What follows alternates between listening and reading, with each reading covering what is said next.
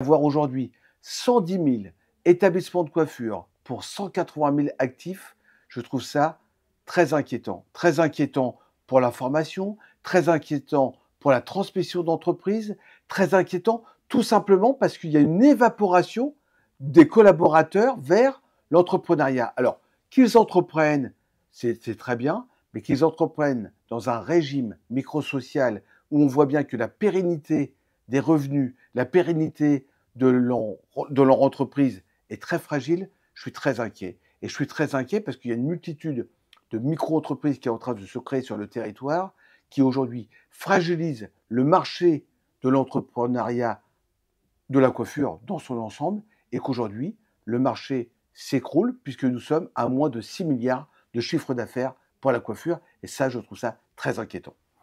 Qu'est-ce que vous souhaitez que les pouvoirs publics fassent aujourd'hui? Parce que les micro-entreprises augmentent depuis déjà une décennie dans la coiffure. Oui, tous les ans, on prend à peu près 1000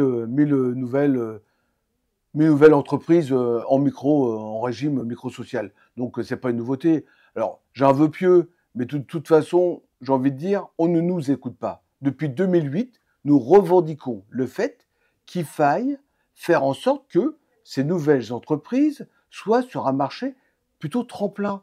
J'essaye, je teste, je regarde, mais pendant 3 ans maximum. Et au bout de 3 ans, je transforme, je me mets en entreprise individuelle, je crée une société et je pérennise vraiment mon entreprise. Je ne peux pas rester dans un régime où derrière, est-ce que j'aurai une retraite? Est-ce que j'aurai de la sécurité sociale? Est-ce que je serai couvert au niveau de ma santé pour l'éducation? Enfin, tout ça est très, très inquiétant. Quel devenir pour ces jeunes chefs d'entreprise ou moins jeunes, mais pour ces entrepreneurs de demain? Moi, je suis inquiet.